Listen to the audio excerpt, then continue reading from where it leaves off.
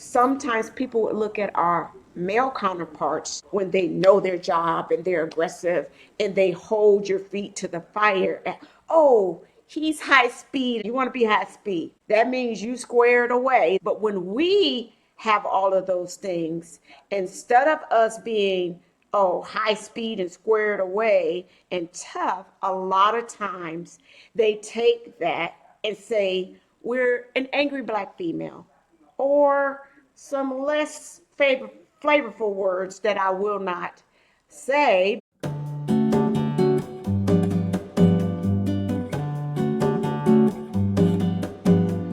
Welcome to Rooted and Rising, where we focus on becoming whole through the mind, body, and spirit together. My name is Lamisa, and my guests today are CW Chief Warrant Officer 5, retired, Cheryl Bartly, and Chief Warrant Officer 4, Tabitha Williams. Cheryl, will you explain how we met and your last job in the military? Good morning, everyone.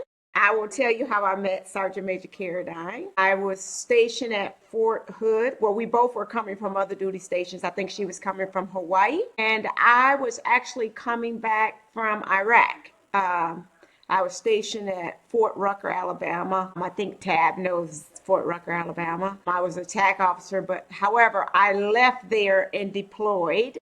And I PCS, which is called a permanent change station, and my great new duty station was Fort Hood, and that is where I met Sergeant Major Carradine. At the time, were you a Master Sergeant or a Sergeant First Class? Lord, I'm so old. Master Sergeant. Master Sergeant Carradine, and she was the NCOIC, which is the non-commissioned officer in charge of the 1st Army Division's G4. And I was the senior property accountability technician and asset visibility, which I know some of you guys might not be military, but basically what it is a subject matter expert or liaison for logistics and accounting and audit. We met during that time. She was in charge as a non-commissioned officer for the entire shop, and I was the subject matter expert officer within the shop.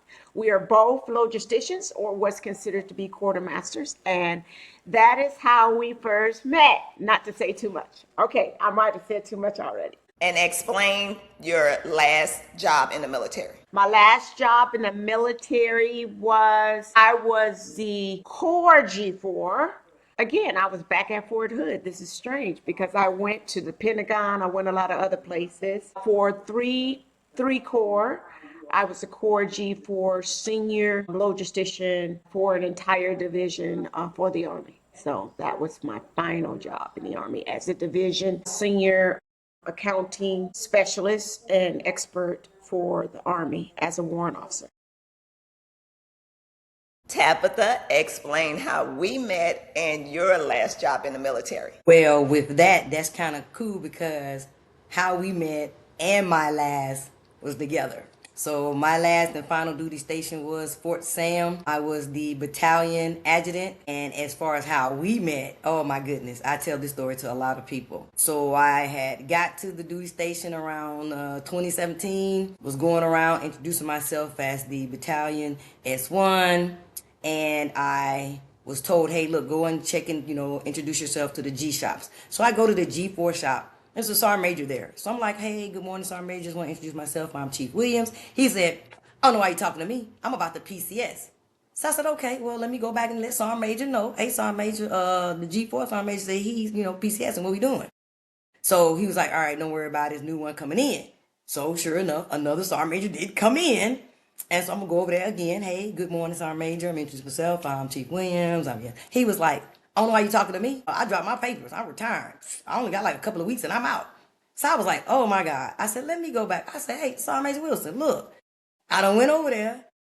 The G4, the first one, he done PCS. Now this one talking about he retired. Hey, we need to do. Next thing I know, I hear the colonel yelling, hey, Chief, Sergeant Major, get in my office. So we get in there and he's like, what's going on? We need a G4 Sergeant Major. We need one. And we need to get one that's going to stay here. So I just crossed my arms, looked at Sergeant Major like, okay, you heard what he said. You better make it happen. And lo and behold, when I tell you, Sergeant Major Carradine came in, it was a blessing in disguise. When I tell you, when girlfriend showed up on the scene, we was having all sorts of kind of issues with G4. G4 wasn't submitting the paperwork. G4 wasn't coming in doing no of that S1 stuff, no evaluation, none of that stuff was getting done. I said, hey, Sergeant Major, I just want to let you know, introduce myself. I add you on the team, but here's what's going on in your shop. She was like, for real? Don't worry about it. I'll handle it. Give me a second. All I know is, next thing I know, I had officers, warrant officers, enlisted folks running in my office like roaches coming out of nowhere. Like I ain't never seen half these folks. And next thing you know, they was like, hey, look, Chief, let you know I did this. Let Sergeant Major know I did what I was supposed to do. Put my name down. Got my name, Chief, got my name. I said, okay, all right, okay, we got us a little feisty one here. I like her.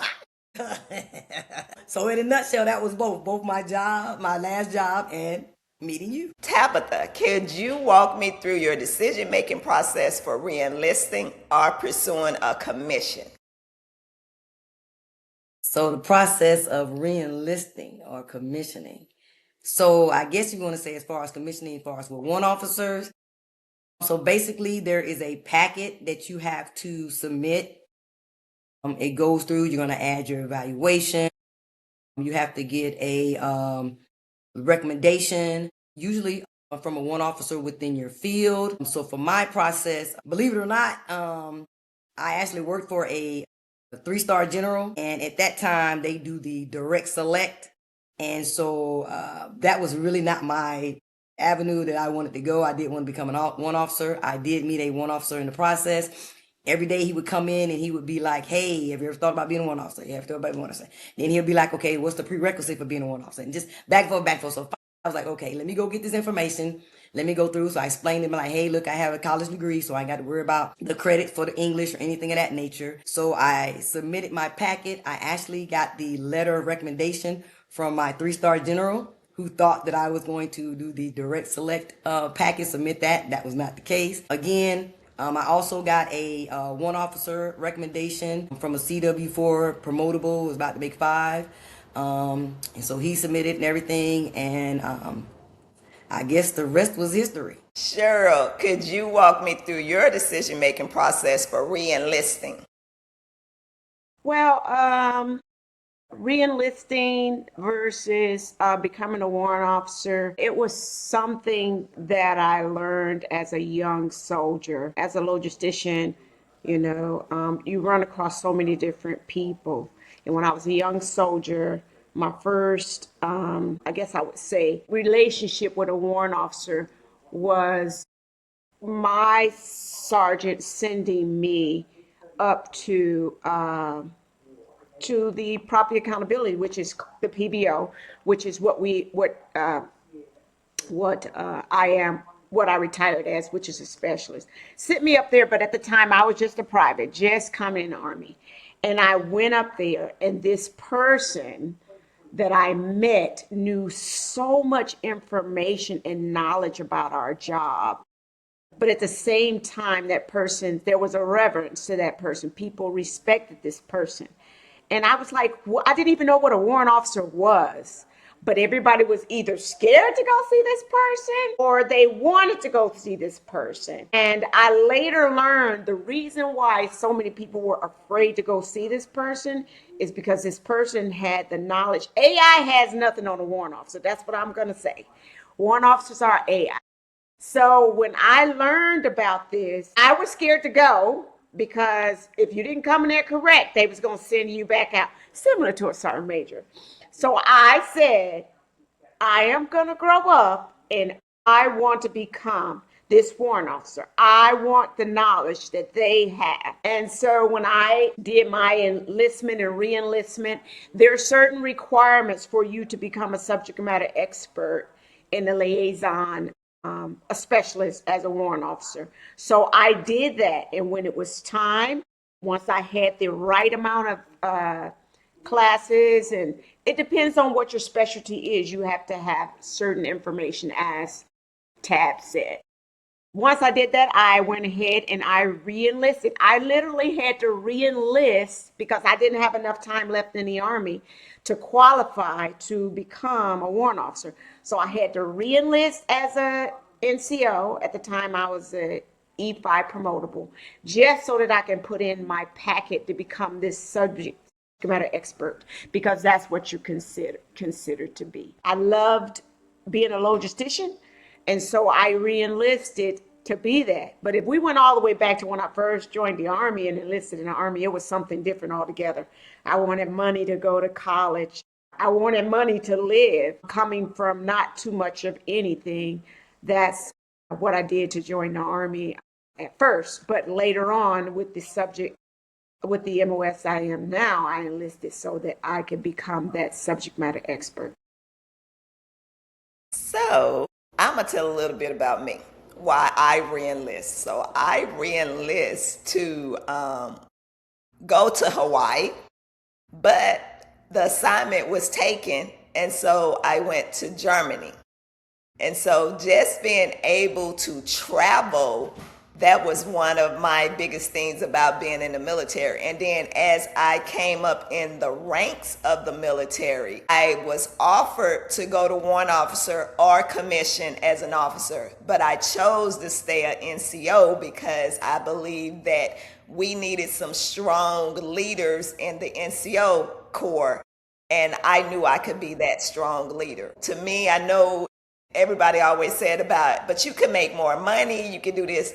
And it's never about the money with me. And I don't know why I'm wired like that, but that's how I'm wired. So how did You you have the balance? heart of a leader and the heart of a teacher. That's why. And we needed you. We Yes, did true. need you. Yes, we so glad you made that decision. Cheryl, how did you balance the need to be an assertive leader with the pressure to avoid being labeled aggressive? That is a question. That is a big question. I will start by giving you a little data about being a warrant officer, because you've got two African American warrant officers on the line. And I would like to just give your audience a demographics. Warrant officers only make up 3% of the United States Army. 3%. Of that, 93% of them are male. Of that, Black females, of the 7% that's left, which are female, Black females don't even make up 1% of that amount. So you can imagine people like Tab and I entering into this. And even before that, you can be sergeant major, as you are sergeant major, or warrant officer, and moving up through the ranks. They would look, sometimes people would look at our male counterparts when they know their job and they're aggressive and they hold your feet to the fire. He's high speed, and if a lot of people don't know that, that means you squared away. That means that you know your job, you fit the fight, and as you can see, all these women on here, we not over here eating 15 Big Macs. And that is something that we continue even in our civilian lives, to take care of ourselves. So we went out shooting our weapons. We can hit the bright side of a barn and the person standing beside it. But it's so many things that you have to learn in your MOS or your job as a soldier altogether. Physical fitness person that's strong and buff, but you have nothing up here, or you have no knowledge of strategy, or no knowledge of the battlefield and how things work.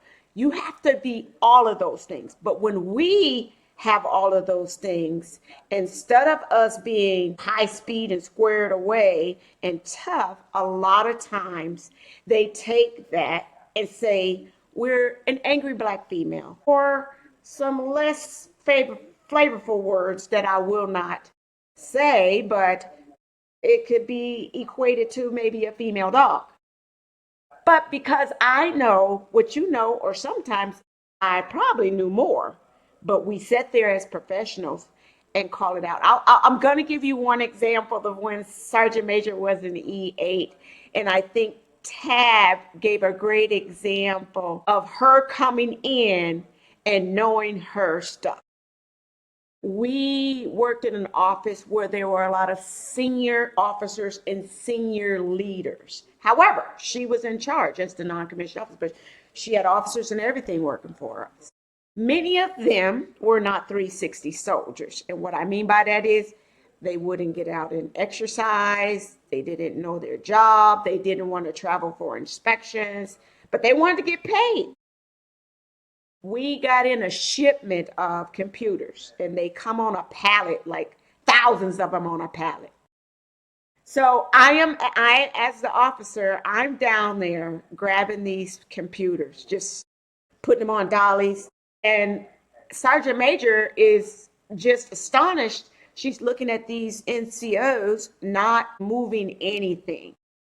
So she went up and said to them, "Hey, why aren't you helping download this equipment that is ours, getting it into the building? Because we are an army. We are an army team." And they said, "Well, we're on profile, which means that you have some medical inability to do, what you're supposed to do." Now, she could have just said, "Okay, you go on with your business." She said, "Your profile says you can't lift more than 40 pounds.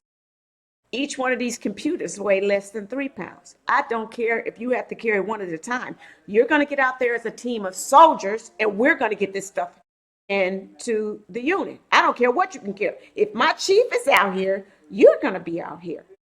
They basically said that she was being forceful, draconian, etc. But what she was doing was being a true leader. What she was doing was ensuring that the mission got done and not allowing people to use excuses, because excuses are crutches for the uncommitted, and they were not committed to their jobs. But they said she was being belligerent and mean, but she was being a direct leader. So these are some of the things that we have to deal with. Even if I'm direct, I have an attitude, or I'm a angry black woman. However, I follow every regulatory guidance to the T. The great thing is I had the regulation behind me and I made sure that I went by the book. And if you're doing that to standard, as my sergeant major here once told one of our soldiers, you can go to an inspector general. Your work will be waiting for you when you get back up here. Tabitha, how did you manage the challenge of leading a team that was initially resistant to your leadership style or background? Okay, so that's definitely a good question for me, especially in S1 shop. So I did come into a shop that was truly a disaster. We all know that, everybody's quick to say S1 loses paper and, I dropped my paperwork off, my leave form, my this and my that. And it was always well, we did it this way. Well, we did it this way. So we're going to keep doing it this way. We're not going to do it. And so I said, well, first of all, I don't know what, that's not how I do business. I said, so what we're going to do right now is we're going to sit our butts down. We're going to listen to what I got to say and what I'm going to do and how we're going to set this shop up for success. We're going to be a go at this station. I said, and this is how it goes. I said, so what you do is, and the thing about it, my master sergeant used to get so mad at me, but my thing is if you see chief doing it, there's no excuse. I don't know what the people as far as warrant officers, and I'm sure it wasn't them, but as far as those E4s and below, maybe you had that low drag, like Chief said earlier, NCO, that E5-6 that didn't care or whatever the case may be. And some about us, when we get into that I'm about to retire mode, we could care less what's going on. I said, I don't know what y'all were used to. I said, but we're going forward, and what we're going to do here is when Chief does it, and I show you how to do it, and I'm showing you how to do it the correct way, like Chief said, by the regulation. We ain't doing nothing under the table. We ain't doing nothing crazy. We gonna be good. And so I had to sit them down, and I'm sitting down there. I'm showing them step by step how to do it, how to file it, where to put it, what to do with it, where to send it to, and understanding that anything that goes out this shop is a reflection of everybody, not just chief and the major. It's everybody in the shop. So what you don't want is anything to go out there looking crazy or anything of that nature. So again, just sitting down. I'll just say, hey, look, I'm just being 100 with the soldiers. I'm gonna take you through step by step by the regulation, so that if anybody comes in to say anything, they can't say, well, you did this, but the regulations say no. Y'all gonna do everything by the regulation. We're gonna, like I said, we're gonna do it by standards. We're gonna have a standard. We're gonna stick to that standard. And that was pretty much it for me. I mean, hey, I walked in, said what I had to say. We're gonna do what I say and be done with it. Period. Cheryl, who were the mentors that helped you see a path to the top, and did they look like you? I had a lot of mentors. One of them was you. But we'll talk about that in a minute. One of the things I learned as a young soldier was with anything, you have to have diversity. A lot of people might see diversity as a bad thing, but one thing I learned about diversity is when you have a diverse group of leaders or a diverse group of anything, then you have a choice or view or picture of different aspects, views, etc., that you can pull from. As they say, eat the meat and throw away the bone. This person might be able to give you a vision of how this thing might affect you as a female. This person, and I'm talking about the environment that we might be in, both military and civilian. This person over here might be able to give you a view of as a civilian because we work with civilian and military. This person might be able to give you a male point of view. Whatever it is, I diversified and made sure that I did not treat my mentors like fertilizer, because you know what they say about fertilizer: if you keep it in a big pile it just stinks, but if you spread fertilizer around it makes things grow. So diversifying my leaders and the people that I saw that I wanted to emulate, or they had something, that's how I asked those people if they would be my mentor. Because mentors, it's a relationship between you and that other person, and both of you are giving. It's like a give and take, and you're sharing a lot. These are the people that they're just going to straight up tell you, no, that's something I don't think you should do, and this is why, or hey, this is something you might want to look at doing. And I call them my lanterns because they have lit my path and provided me light so that I could see my steps to make sure that I'm walking in the right direction. And you're not looking for somebody who's going to be telling you yes about everything. And you're looking for people that's going to help you through it. I was really going through a lot of people, you don't know this, but I'm going to share with you guys. I was probably about 7.5 months, 8 months pregnant, and I lost my baby. And I was in a state of depression. I did not want to get out of bed. I did not want to move. Sergeant Major was my sergeant major, but she became my friend, my mentor, and she said, "You got to get up. You got to get up." She was at my house every day. She was on the phone with me every day, even though I did not want to move. She was there for me. And we got back into it military. When I got to work, she was like, "Yes, ma'am, let's go." You understand? But when I needed her, she was there for me, whether it be at work or school. And that's what mentors do. They tell you the truth about yourself.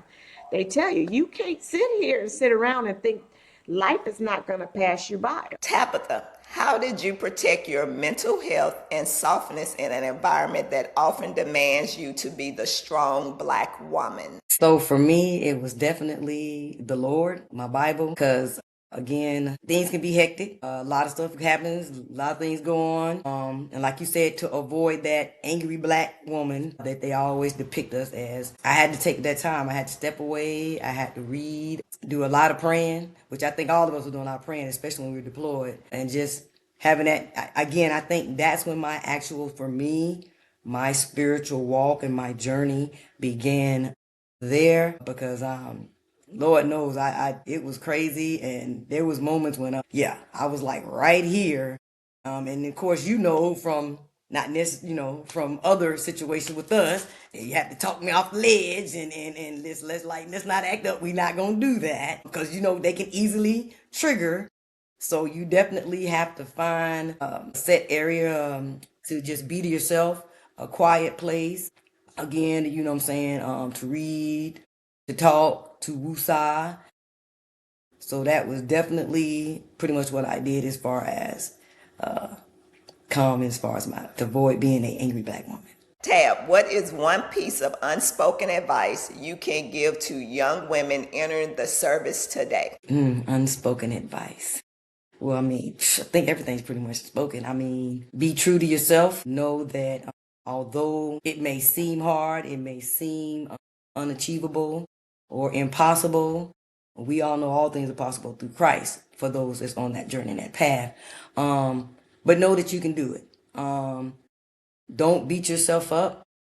because we do that. We're more hard on ourselves than anybody. And as a female, I would say definitely take the time out for you, self-care, but at the same time, know that as a woman, you can do it. Don't depend on the man for certain stuff. Again, because a lot of us always want to go to, no, you're a woman. At the end of the day, you can do it.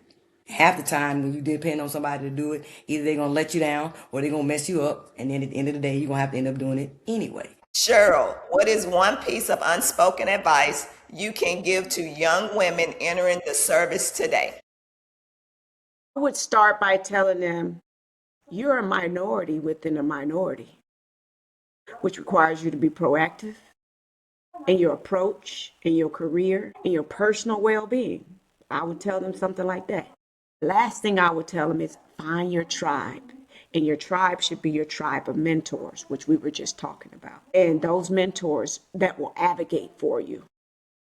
Even if you don't like what they say, they're going to advocate for you. Master your regulations. Speak up for yourself. Do not be afraid to voice what you got to say. If you feel unheard, speak up respectfully. Speak up respectfully through your chain of command. Prioritize your performance and your resilience. And never, ever ignore your mental health. I just told you guys about Sergeant Caradine being there for me. Don't ignore your mental health. The pressure is always going to be there for you as a Black woman. And the struggle and is real. And the stress and pain can get you. Find your tribe. You'll be going in the middle of the ring fighting them, but when you get back to your corner, your tribe will be there for you. Thank you. Thank you, ladies, for coming on Rooted and Rising. We'll see you next time. Thank you, Sergeant Major. Well, I still call you Sergeant Major, so if everybody don't know, we still call you Sergeant Major. So, Lamisa. Thank you, Lamisa. All right, little big chief. Chief Tab. You guys take care.